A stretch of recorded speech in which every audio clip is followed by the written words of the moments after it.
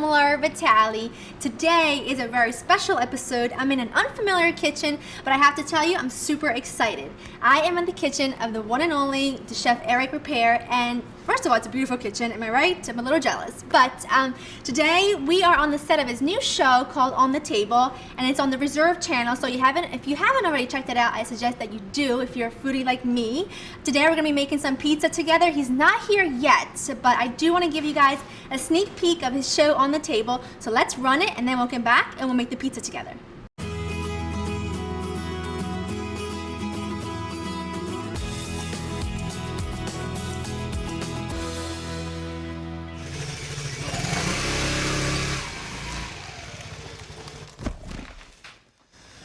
I love parking in New York City. Well, we both live in New York. New York is a big city. Mario is a downtown guy. I am a midtown guy. We live in the same world, but we don't necessarily bump into each other. King of chefs, the chef of kings. What's up, buddy? The dish that we're making is called 2-minute calamari, Sicilian lifeguard style. By the time the calamari gets into the game, it'll only take 2 minutes. Okay. Now, I never met a Sicilian lifeguard, but this is how I imagine he or she might make it. And because when you think about the greatness of Italian cooking, it's really micro-regional, like all of the great French cooking. Yeah. So Sicily is actually closer to Tunisia than it is to Milan. So the food and flavors are more Northern African than they are, per se, recognizably Italian. There's currants, there's pine nuts, there's scallions, there's a little heat.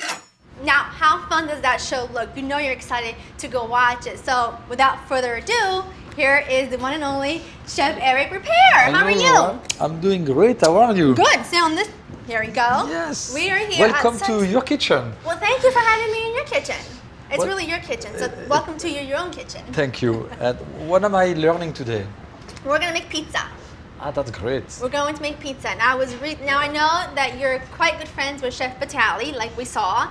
And obviously I love Chef Vitale. Who doesn't? He's an expert at at what he does. And one of the very first things I learned from him was pizza. He makes a very good pizza. And I was recently in Los Angeles and I visited Mozza, which if you haven't checked out Mozza, if you live in Los Angeles, you need to go check it out. And I loved it, so I figured it would be the perfect recipe to make together. Thank you very much, because actually I don't know how to make pizza. Well, I'm going to show you. So I'm going to try to be a good student. It's really, really easy. Once you kind of know how to work, the dough, how to make the dough, everything else is kind of like, once you do it for so many times, you do it with ease. Now, what I'm going to do first is I'm going to activate the yeast. What I have here is some warm water, I've got some yeast, and I've got some sugar. The sugar is important to kind of feed the yeast, but you don't have to put it in the stage. We're just putting a little tiny bit of it. Yes. We're going to put the yeast right over the warm water, and I'm going to leave it there. I'm going to leave it there for a couple minutes. Just leave it there. Now, don't do anything to it. Now, while the yeast is kind of doing its job and proofing, we're going to add everything else in the standing mixer. It's so simple. You're going to need some regular all-purpose flour. That you can find anywhere. You can find anywhere. All-purpose flour just means nothing special. Nothing special. And you need salt. This is the one ingredient that I think people always forget to add to a pizza dough or a bread dough, and that makes a world of a difference. It goes from edible to unedible with just a little bit of salt. And that's, that's my honest opinion. And I'm just gonna mix those two together just for 1 second, just to mix the salt with the flour. Yes. Perfect. I'm gonna let that go for just a couple seconds. We'll wait until the yeast is proofed, and then we're gonna add it to it. So when do you know when the yeast has proofed? It starts, you can smell it. Right now, if you go close to it, you can smell it. Yeah, the fermentation. Exactly. Absolutely. And it also starts to form little bubbles around the edges, and that's when you know it's ready. And it literally takes maybe 3 to 4 minutes. It depends, but literally 3 to 4 minutes. The only thing is you wanna make sure your water is warm. It's warm. You don't want it to be hot because that will kill the yeast. You don't want it to be cold because then it won't activate it. You wait for usually forever. about 110 degrees Fahrenheit is the temperature that's like perfect for proofing. I can see it. You can see the bubbles. Yeah, it's starting to move, yes. Yep, just a couple more minutes and then that'll be done. Wow, how simple is that, really? It's easy, it's really easy.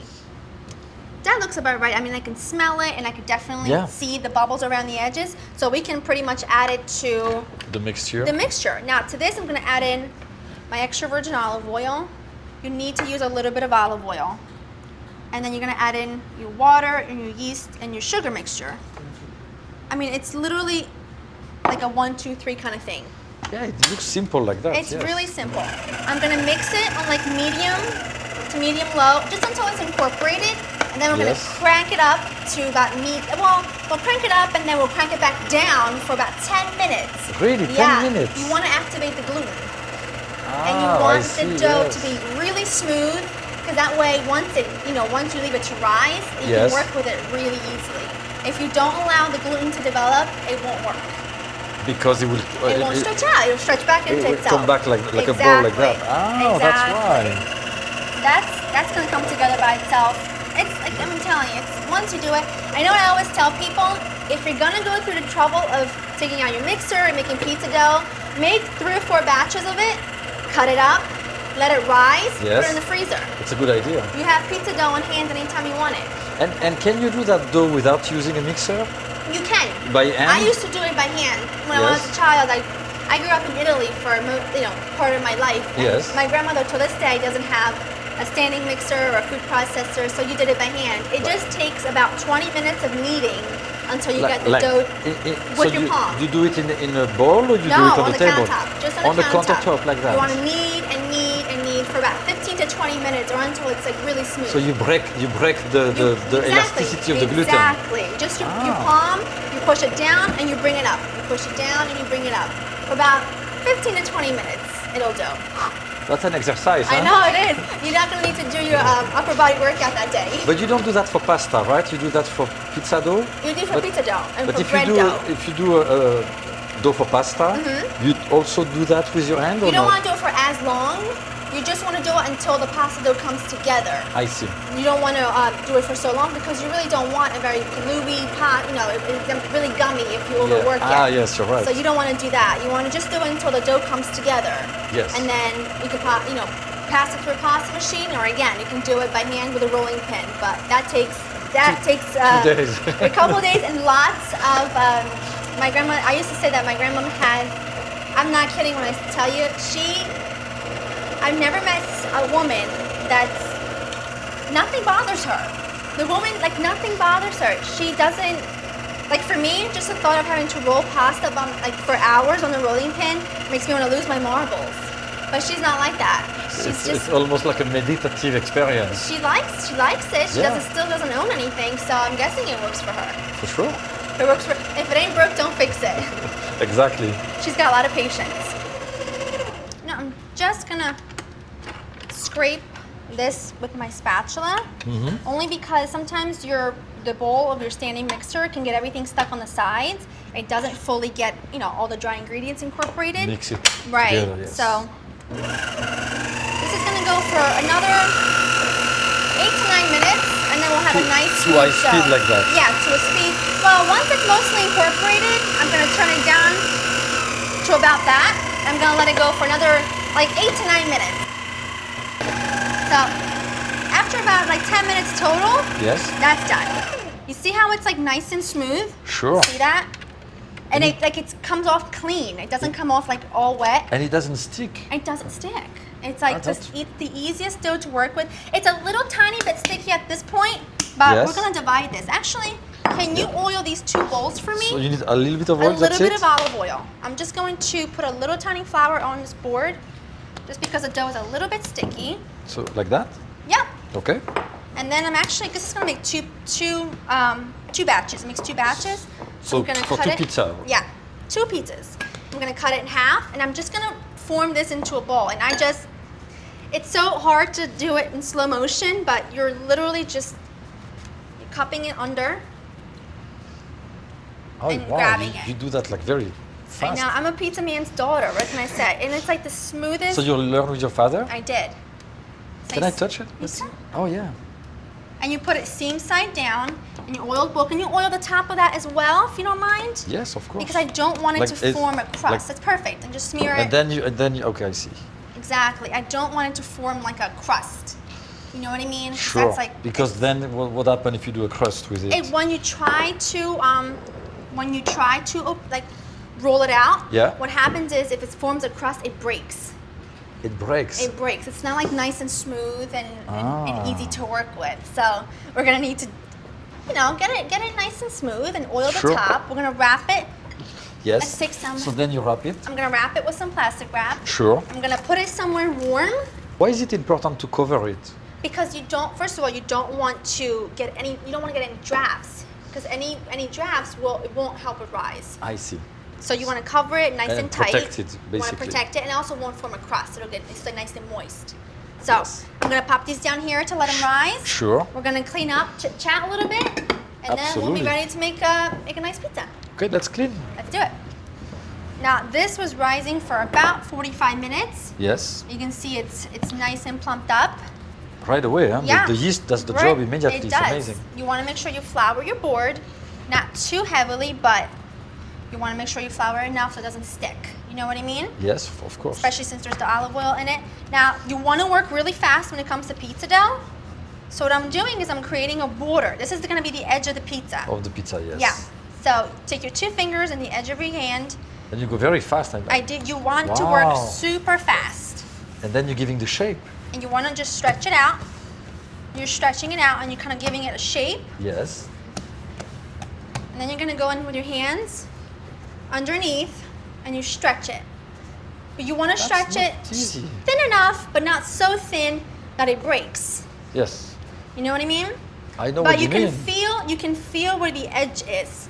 Now I floured the peel, the pizza peel. Yes. And it's very even. I mean, the It's- thickness yeah. is very even everywhere. And of course, you have the border, but You have a nice border yes. and you've got your round pizza shape.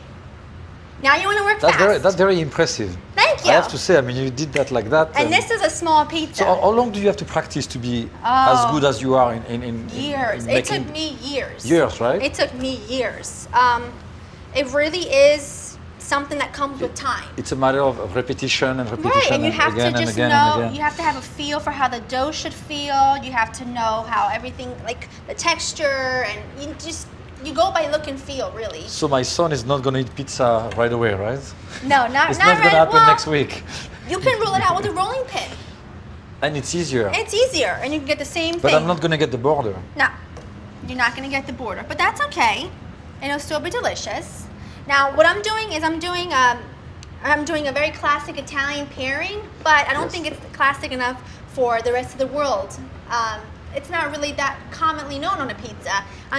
We're doing some mozzarella. Yes. I'm using the kind that's dried, not the fresh kind, because traditionally you would use scamorza, which is Yes. something similar like a mozzarella, but it's dried. It's not going to make your crust soggy. So the equivalent here is to some dry mozzarella. That's as close as you're going to get. And it's, you buy And it shredded you can already? buy it shredded, or you can shred it yourself. Okay.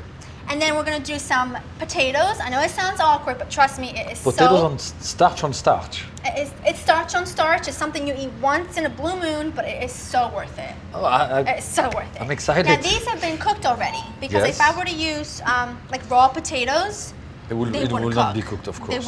wouldn't cook all the way. So that would be a nightmare. An undercooked potato is so awful. No, it's not you cannot forgive anyone to give you undercooked potatoes. No. And also mashed potatoes that are made in a food processor.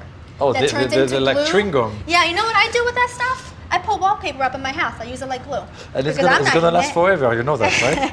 I'm not eating it. And then I'm putting some onion Yes? and rosemary. Onion and rosemary. It's fresh, you use fresh rosemary. Fresh rosemary. Yes. You can use dry in a pinch if you need to. Yes. Um, if you don't have fresh, I yeah, guess. I'm gonna suggest you do the fresh rosemary. fresh, Yeah. yes. You don't need a whole lot of onion, and you definitely don't need a whole lot of rosemary. Actually, can you salt and pepper this for me? You mean the Just the potatoes? top, the whole Yes? thing. Just the salt whole and thing, pepper. okay. Yeah. It's not, but this combination is not the typical pizza combination. But trust me, it is a dynamite. So I combination. can salt the crust again, or just the Oh, potatoes? yeah, it's fine. Just Salt- fine. Okay.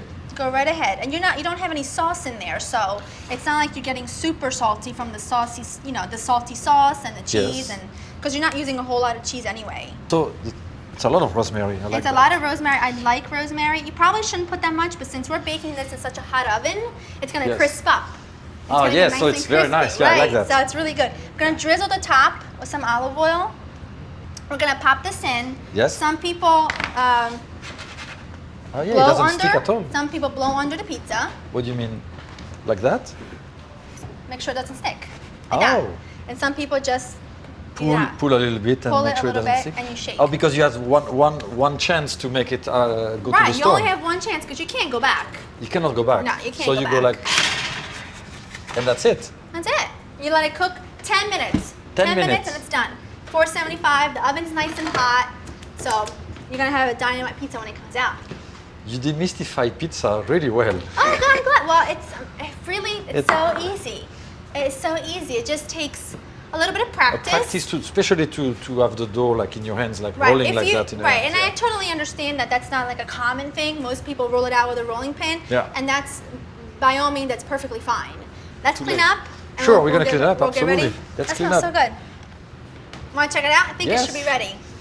Let's see. Oh, yeah. it looks beautiful. Doesn't it? Let's see. That is perfect. Beautiful Nice, color. beautiful color. Look at that. And the rosemary, you're right, became crisp. It crisps up Crisps, and it yeah. gets rid of that perfume taste. And it gets really crispy and woodsy. And I the think- pizza looks beautiful. I mean, when Doesn't it's cooked. it? Yeah, absolutely. I think we need to go ahead and enjoy it. But I can't wait. you know, I really hope you guys have enjoyed spending time with us. I've been having a blast all day with you. Thank you for having me. Thank you so much for teaching me. Well, thank you for allowing me to come in your kitchen and be your tutor for today. Anytime. Thank you. If you guys want to see us enjoy this pizza and just kind of listen to and watch our interview and hang out with us a little bit more, check out On the Table on the Reserve channel. I will have the link down below, and we'll see you guys there. See ya.